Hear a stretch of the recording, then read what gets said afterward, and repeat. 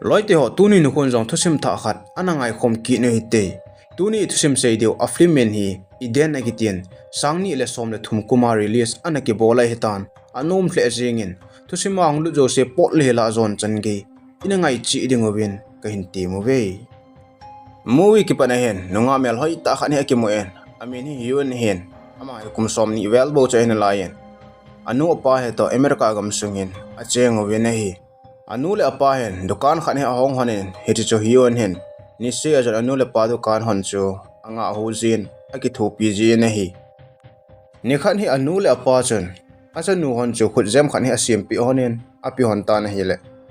hion yang hi che mu pha na chun atha nom hle jengen aki pa hle jengen khut jam cha ki la in aki bu pai pai ta na hi pha na che chen na hi le zan hong he tan zan hen hion yang anu le apa ko ma chun kaloi ho khat ina ka che ding he tian azo zo sejen aloi nu me khat ne to hi ti chun club mun khat ni azon han ta na hi ama ni zong club hul sunga han pe na chun a khial lang hona pasal khat nen firefighter von khat na ki vana ama ni lang a hin vet vet jing chu amuhan tan hi chi amuhan pha jan ama nin zong ave honin na hele firefighter von a ki von hi ji chun ama ni jong chun khat ve tok yo pi ding ti hi lunggel anei hon ta na hi pha chong khat zo hen ama ho jong ahong ki muto tawin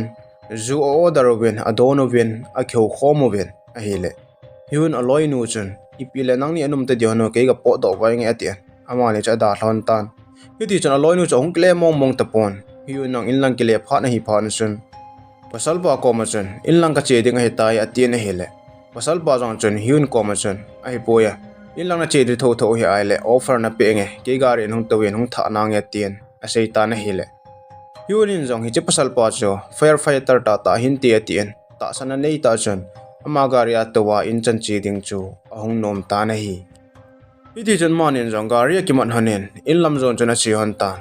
achi hanin mun khana pha hon chun ahong king atan hi chun pasal pa cha po da en anung langa pasal kha ju ta ga kheu lim ta na hele hiunong chun aveven hele alungial anu mo thim tan hi ti chun hi chi pa won ho cha chek le na hele abes ki be chu a hin mutan aman jong aven na hele hi chi firefighter bes ki be chu a hlem hi ana hi ta na hi hi chi amu do pha jana ma jong alunggel anum tapon hi chi pa he mi phalo hi bowin te atien hi ti chun hi chalai mona kona jam do ding atien kona ki honen azam ta na hi le anung longa chun hi chi pa chun a hin delian a hin wata na hi le kho helo wa chun a ki jam den ta na hi hi ti a kho helo wa om pha na chun hi chi pasal pa in jong hiun chu a khut na kyang kan pe in amu atom pe in aga re nung langa chun a heng lut tan a ki pui ta na hi jingni ko hi hong he tan officer khan hi garia ki tol pe ni ahong ki mu e officer pa jong garia ki tol pe na chun a phone call cho hong tan ama in zo aga ping in hele officer khat ma mai na hi en hi che pa chun mun khat nen nu me athi sa thilong khat ni akimu e hongin ati en hi ti chun a in ko ta na hele officer pa jong chun location in thoni na ten location a sei pewen hi ti chun ama jong ni me athinu amu na lang mun chu a zon ta na hi officer pa jong che chen hi le headman lo ka chun hi chalai mun jaga hlung tan amun a hluna hen pasal khat ni le officer khat ni ano ume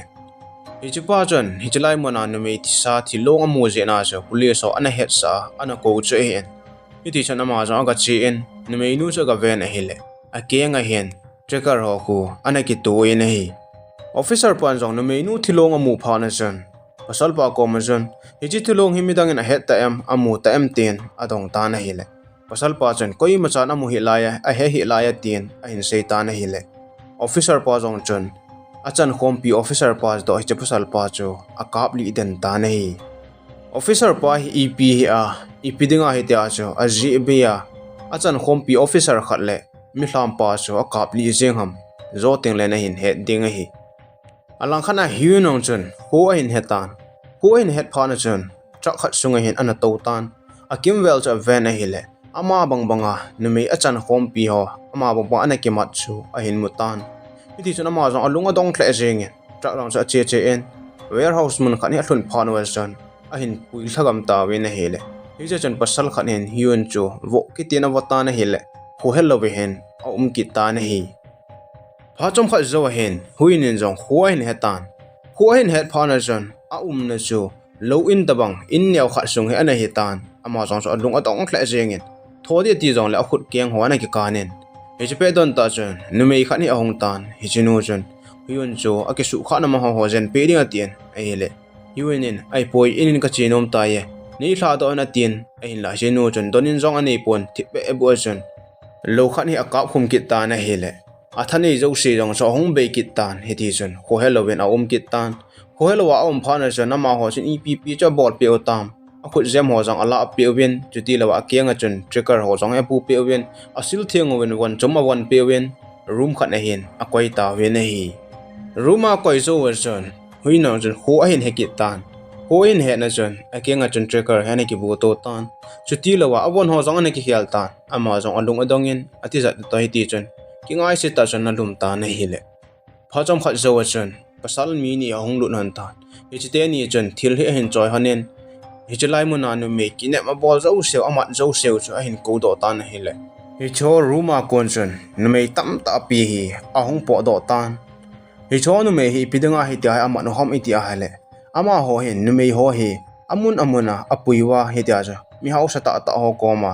sum ana kila jiwa akijoh jiwa ama ho hin kiwa na anei chu a hi nei hi chilai mu na hong te ni khat pa chu officer pa cha nei ta amin hi bom hi en bom hi alim hi vena hele officer hi to mi phata hele akilomin a hin la hi cho hi numi ama no he ama lam kaina abolu chu hi en ama en hi cho a he sai na sum aloji sum ane ji che hin chuti lawa numi ho adei dei chu abang bang ting ki chip na jong hi anei ji in hi bob to hong pa pasal pa min hi won hi en won hi bob dinga a right hand che hin won hin numi ho hi amun in a puile le ji in hi ti chun aga zu le ji in hi bob min won commission ipidinga numi khat nu jo hi chalai mana jna tha ham officer khat le pasal khat in a head oven ama ho chun a head ji chun ken jong ama ni chu hi chalai mun ma chun ka hin that den ta ye hi chi officer pa chun phone e hin bol da hen lang e hin he sa da leo hi cha chu mi zo sen e he do di o he ta ye tin a sei ta na hi le won in long bo commission a hi poi hi chinu chu gara khong ki tol pe no ben gara kon chun ki chom thlen a zam in hi hi cha za ma chun ken jong kap loading ka ti en hin la ka del phatapon ka del pha lo pha na chun ka kap li tho ta ye hi tia chu ka tha a ka da hla pai pai a he ta ye tin a sei ta na hi le bob chun won ko ma chun a phe a ban ki ti hi ti chun nu me ho he bol te hen ai lo wa hele min ei hin he do dio he tin a sei ta na hi hi chi yo chun bob min nu me ho chu time pass a bol an deu thil khat khat hi a pitan a hin la hyun wang chu a room chun ki zamin hi ti chun anu le pa chu gelin lungel no mota chun a min na hi hi ti a lungel no mota a pe na chun bob cho comment chi en bob min hyun ko ma chun nang dinga he ni bo ki wat ta ye ni zowa ko na ne ki zu le dinga he ta ye hi chlai mu na ko na zam di lunggel ani a hele nan lu le na pa na jong ka he in nan nu le na pa jong ka he e ka chi a ka tha jeng the he tien a sejen a hi le hiun chun a don but pon thip be cha chun a min a hi le bob mon chun thil dang sei be ta lo chun won ko ma chun phaten chang in a tien ni ti chun ada la ta na hi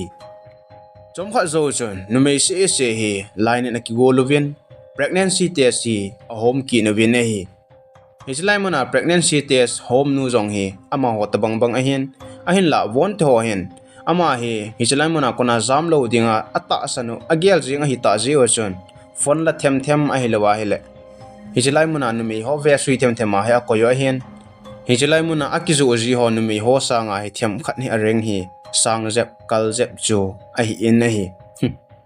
ama ho hin hislai mana nu mi ho hi amat ho hi pha si ni si tabang hen pregnancy test ke test a jengawin yam tia pregnant ahung hi kha a hele room khana he tia he akoi jeng deu naw a hin nei teng a cha chu akijoh ki jiu che hen hiti chon ama hon jong pregnancy test chu akila ovin aki test gam ta win hi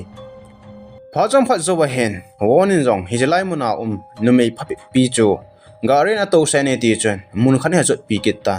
hijlai mun chon mi hausa ta ta hoina dim se jengawin he ti chon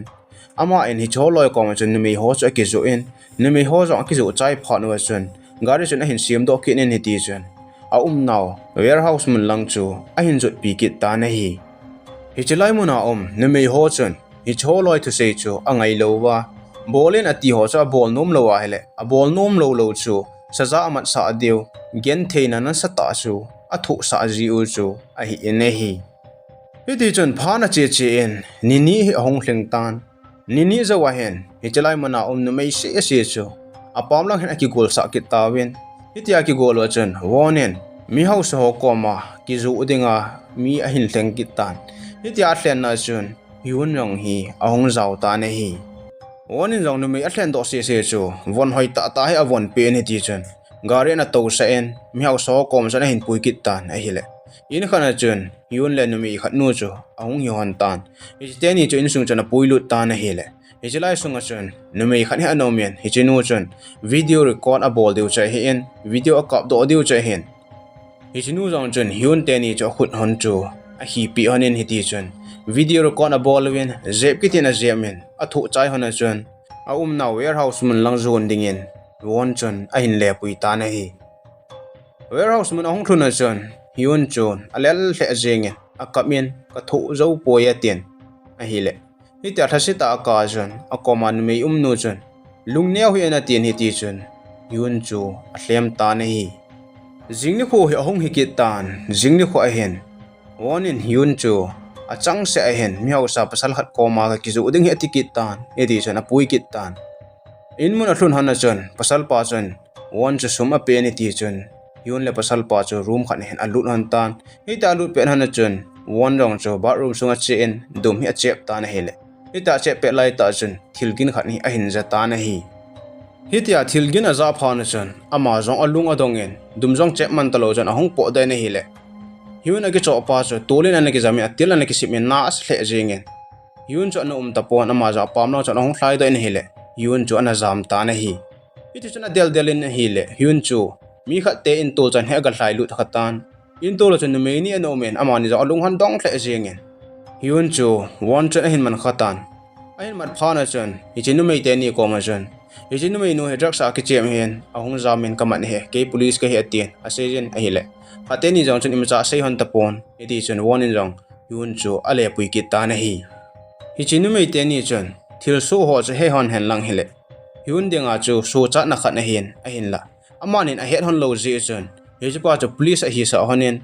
yun ahung zam nu chu nu mei phalo drugs a ki chema agial hon ji chun ana don hon pon tu pi in jong ana gial hon pon na hi wonong chu yun chung chun alung ahang hle jengin heti chun warehouse mun lang hin le puyen saza pi ding he tan ice la hin a de in a khun akan pi in zan khwa hi la chun a hen ta na hi hiti chun phana che chen a hi le hyunong chu hijlai mun ahung na hi kum khat hling tan hi chun loi khat jong he hen nei tan a loi nu hi chlai mun a na hi kum thum a hling ta na hi ama ho jong room khat chun a tawin hi cha na wa chun wonin ama hove chingdinga akoi numei nu khut cha ve ta na hi le apa in khut jam ana pi chu a hin mutan hijinu ran ana ki butan hichi amu phana chana ma en jong hijnu ko ma ko na khut jam la pi ding hi lungkial anei ta na hi ni hla hi ahong hi ki tan wonin jong numei phabe pi chu yun puma chun mi hau so ko ma pui ki ding ki zu ki ding ate tan hi ti chun a pui ki tan mi hau so ko ma thun kit phana wa chun ama hon jong na dei dei ki than jengo tien mi hau so kom chan sei tan hele mi hau sa khat pa chun yun chu an ki thlen tan hi ti chun room khat sung hen a pui lut tan hi ti a ki chai phan wa chun won in ang hi choloi se ju gari na to sa in a hin le pui ki ta na hi ama ho jong warehouse mun hi ahung thlung ki tawen hi chalai mun ahung thlun wa chun yun lung gel chun a khut jam anu le pa in ana pi chu alungin a jingin ama ho ve chingdinga nu mei nu khuna ki bu chu la pe te ding he tien hi ti chun ama na rumun joga lut ta na hi le ana I mo in a I mu pha jana ma in jong akhuna khut jam jo la pe te ding a tien hi ti chun ala pi go ta na hi le kha nu jong hong khang tan ahong ki boy han ta na hi hi ti ala do pe thelo pha na chun yunin jong khut jam chon ei pe en ten ki sen tho jengin a hi le che pe don ta chun won tho lo cho hong ta wen won chun yun chu a hin pom do in room zo ma hin a koi lut ta na hi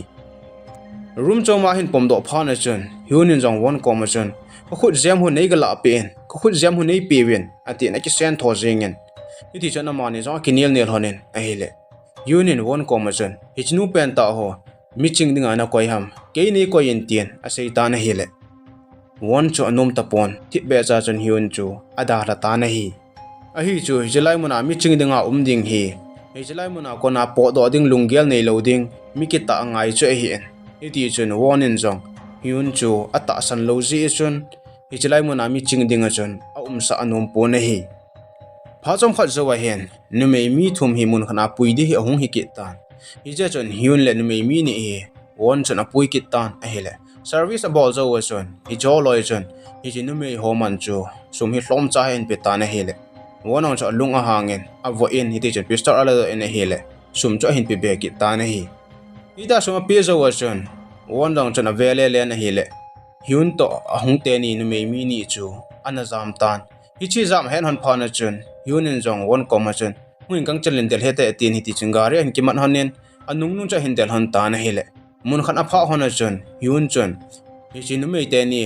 dukan mun khan a cha hin mutan won cha sei pi ta na hele won chun hyun chu a hin ta san ta na hi won in jong nu mei te ni amu pha na chun agale mat kitan gari sung chun a heng lu nin warehouse mun lang a zon ki ta we na hi a hi chu hyun chun hi chi nu mei te ni chu a hu do ding a hi en a hin la hu do pon a le mat sa le na hi a ji chu won ta sana ding che hian won in a hin ta san teng aman jong a hin nup sa teng le chalai mona kona a po do na ding lampi chu chan sung the en hi chi je na cha ma en hi chi nu mei te ni chu le mat sa hi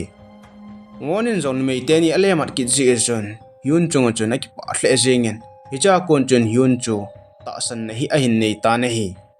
hi chi wa kon chun won in jong hyun chu mun chu ma che jong le ahong kle lang ting leo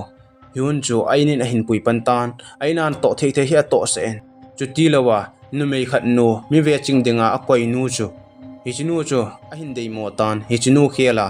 hyun chu koi ding a hin ti tan hi ti chun to ding tham ding zo se jong chu a hin hil ta na hi hyun in jong won in ata san ding a dei ji chun won to say chu angai jin fairly hila chun ama lung dei lam ta chun na a hin tong in hi ti chun hin ho hi a hin mang ta na hi alang khana bo me ong ki mu ki tan bo me officer aloi phabi me to drugs ne hen lang ipilang pang le case nei ho chu bob jan aloi ho chu hil chen tan avet sa ta na hi hitia aloi ho sei pi zo chun aloi ho khat pa chun bob ko ma chun ning kuma thinu a keng a jong chun tracker omin hi chi tracker chu hi chi lai muna he he hi chi thu chu bidana sei lo ham hi chi nu ke chu hoilang ge he tam tin adong tan hele bob chun sei ding jong he pon hi ti chun ken ni ja ka he ding ham hi chi thu chu ka he phapoe na he lew na sei mo ham tin a ji ji chun a sei jin ada tha ta na hi a ji chu a khyo pi so na hele ama chu itabang mi hi aham ti chu a in he do theu chu hian hi chi je na cha man jong khyo pi so lo chun a hin da hlapai ta na hi alang khana won in jong hyun chu ki puyen mun thip lai na chi oben hi chalai mona thun pha na wa chun won chun aga re sunga kon chun nu mei mi ni athisa he ata asa he a hin la do in a pai ta na hi hi chin mei te ni hi ni te akijoh a pui le le je wa chun ata sa chung hana na an tan anan hon ta ji a chun won chun a that pai ta na hi hi chalai vela wa dung mon chun bob jong chunga man ding in a hong tan kong in a hong ki tol phei tan a hele amanin za mu han pha na chun bob kong a chuna ki tung han ni ti chun ngaman ding hena ki tol le ta we na hele bob min hyun ko ma chun bob min hitia he mi a tha a pai thang ji ji a hen a boy ji e ama ta ji na ki boy ji he tien a seitan hele won chun angai nom be se apon chu ti lewa bob chun won ko ma chun hitia mi bol hon hi police on jong a he di ta we tien a sejin a hele chom kha zo chun won jong anung lang in a chen mol khan he ke la en bob chu atu hu ta je pe ta na hele a pe chun bob chu ho helowen a tan a thi pai ta na hi hitia won in hun ma sanga bob a tha chu hyun jong cho ke chat le jengin ati a ki thing jengin a hi wonong chun hyun ko ma chun bob min mi dang jong a tha ji na hi police o hin ei he do deu he ama hin man han lang hele ke jong ei mat saw he hi chi je na chu ama amat ka wa ka ti aka tha he tien a sei ta na hi hitia bob a tha zo hon chun ama ni jong gari ki mat hanin in lang hong kile kin han tan in hong thun han na hen hyun chu a counter mun chana to tan a hele hitia to pe na chun call hong tan aman jong call aga ala tan a hele call a chun na service bol na wa chu iza za na la ji ham tien a hong ki sei ta ama anjong police o hi a head pha na chun a ho lowen ga koi pi ko ta na hi le alung gel jon police ho a hi a hi le kisei pi hen lang hi le phading he tin a sei ta ni ti jon aga sei pi en a koi pi pai ta na hi jingne kho he hong hi ke tan wan in jong hiun la nu mi khat hi mi khat ni na hin apui kin han ta a chi hon tan ite na thun hana jon ne me nu cho pasal pa cho api do tan hiun nang hi che pasal pa te tu ki ta cha ve tan hele hi che pasal pa jon ama sa pe na hi che club muna ko na a hin pui do pa cho ama he ana hi ta aman jong a gel gel na hi le a hin he chen ta na hi hi chi jo jon hiun jong toilet na che ding a tien bathroom nang ja jon ta na hi le room kha cha na ki hong tan room cha ga ve le na hi le chalai mon chon chapang wan hi a thil hoi pi pham ana dim se jeng chuti lawa room khana chon thilgin khan he en jatan ama jong chon room ko chaga hongkit ta na hele asunga chon aloi khat nu chu anu ta na hi ama ni jaki mu ton pha na chon aloi nu tha nom thle jingen yunong chon hijlai munai pin bol ham ten adong ta na hele aloi nu chon hijlai muna hi ei pui ba ei sa adano he ta ya ten asijen chuti lawa ama chon naw anawo me ta naw awom hi ta je na chu akijoh u chu hi tan idi chon yunin jong aloi nu ko ma chon ni khat kong hu do tho ding he all mo he na tien ada thakit ta na hi pha chom khat zo hen ama ho jong ong ki chai ki ta wen a ki chai pha no wa chon warehouse mun lang zon ding na che ki ta wen na hi le ita gara ki tol pe na chon one in hyun job wen na hi le alung han mel aput dan chu a hin mu do tan hi pha chon man jong aga adong in na hi le yunin jong one ko ma chon ipidanga hi chalai mo na kho na wo mo no ko yo ham atien adong ta na hi le one in jong hyun ko ma chon ana wup ko naw a hin ne ting a cha ho akijoh ki deu kijoh ki ding a hi etien a seitan hele hi chi aza jon hyun chu alung gel anom mo hle jengin iti jona ke tol tol wen hele mun khan ar phau wa jon one in jong gari cho nga sa tan gara chon hong kum tlawen anunga no me pun hon nu chu a hin kai hla en hyun chu pistol he api en hi chinu hi kap le en thanina tien a kap li sa got ta na hele hyun jon a kap li ngam pon hi jong le ama jon ka pu di hi nge ti ni ti jon pistol ja ka ame ta na hele a chang be hi ana hi ta na hi hitia akap jing pha na jon